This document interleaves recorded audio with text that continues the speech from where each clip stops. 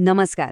आपल्या रोजच्या जगण्यात अनेक सरकारी कामं होत असतात, जसं की गावातला रस्ता, पूल किंवा पाण्याची टाकी. पण विचार करा, या प्रत्येक कामाला आता एक स्वतःची डिजिटल ओळख मिळणार आहे. आज आपण महाराष्ट्राच्या याच एका नवीन आणि खरंच खूप महत्त्वाच्या प्रणालीबद्दल म्हणजे MHYUID बद्दल सविस्तर जाणून घेणार आहोत. अच्छा, कधी विचार केलाय का की आपल्या गावातनं जो रस्ता जातो तो नक्की कोणी बांधला? त्यासाठी पैसे कुठून आले?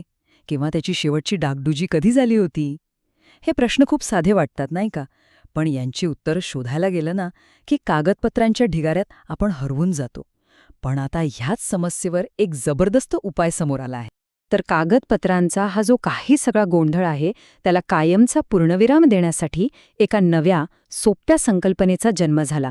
ती म्हणजे प्रत्येक सार्वजनिक कामाला त्याची स्वतःची एक वेगळी डिजिटल ओळख देणं. आणि हे सगळं डिजिटल परिवर्तन ज्या व्यासपीठावर घडणार आहे, त्याचं नाव आहे मार्स पोर्टल. याच पोर्टलवर प्रत्येक कामाला त्याची एक कायमस्वरूपी डिजिटल ओळख दिली जाणार आहे.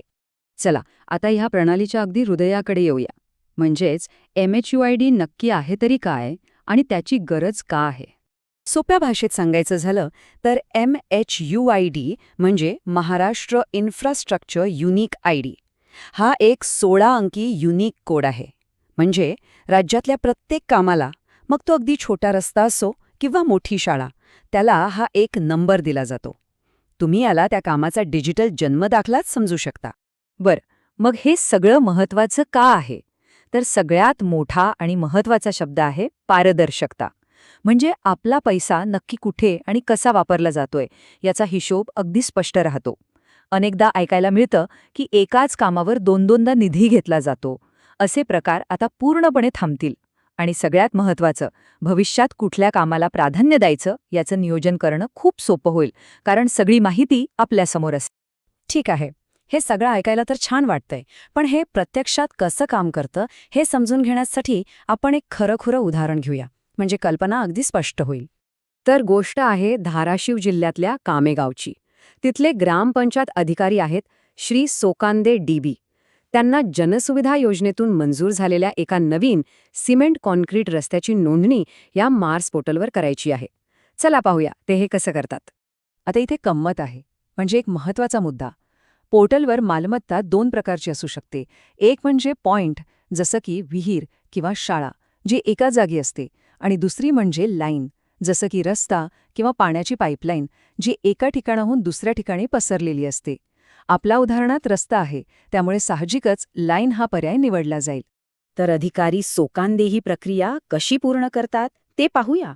सगळ्यात आधी ते आपल्या सेवारत आयडीने पोर्टलवर लॉग इन करतात. मग नकाशावर त्या रस्त्याचं सुरुवातीचं टोक आणि शेवटचं टोक निवडून एक रेषा काढतात.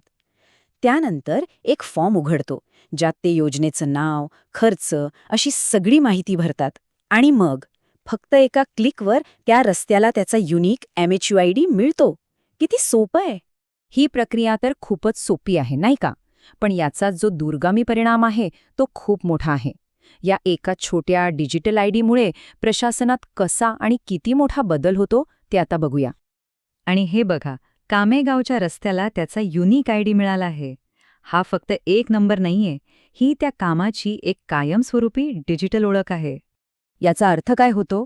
तर आत्तापासून या रस्त्याशी संबंधित प्रत्येक गोष्ट, मग ते कंत्राटदाराला दिलेलं बिल असो किंवा भविष्यात होणारी एखादी दुरुस्ती, सगळं काही याच एका आयडीवर नोंदवलं जाईल. म्हणजे समजा 5 वर्षांनी हा रस्ता खराब झाला, तर त्याच्या दुरुस्तीचा खर्च आणि तारीख सगळं याच आयडीखाली नोंदवलं जाईल. थोडक्यात सांगायचं तर कामेगावच्या त्या रस्त्याचा संपूर्ण जीवनप्रवास, म्हणजे तो कधी तयार झाला, त्यावर किती खर्च झाला, त्याची दुरुस्ती कधी झाली, हे सगळं एका क्लिकवर उपलब्ध असेल. यातून कामात प्रचंड पारदर्शकता येते. चला, आता आपण समारोपाकडे वळताना काही अत्यंत महत्त्वाच्या सूचना पाहूया. ही प्रणाली इतकी प्रभावी आहे, तर ती वापरताना कोणती काळजी घ्यायला हवी? या प्रणालीची विश्वासार्हता टिकवून ठेवणं खूप महत्त्वाचं आहे. त्यासाठी काही नियम पाळणं गरजेचं आहे. माहिती नेहमी अचूक आणि खात्रीशीरच टाकावी. एकाच कामासाठी चुकूनही दुसरा आयडी बनवू नये. आणि हो, सुरक्षेसाठी आपला पासवर्ड कोणालाही न सांगता काम झाल्यावर लॉगआउट करायला विसरू नये. तर या संपूर्ण चर्चेतून एक गोष्ट आपण लक्षात घेऊया की प्रत्येक MHUID हा फक्त एक 16 अंकी नंबर नाहीये. तो खरं तर आपल्या गावाच्या विकासाचा आणि कारभारातल्या पारदर्शकतेचा एक अतिशय महत्त्वाचा दुवा आहे. याचा योग्य वापर म्हणजे उत्तम नियोजन आणि आपल्या गावाच्या प्रगतीकडे टाकलेलं एक भक्कम पाऊल.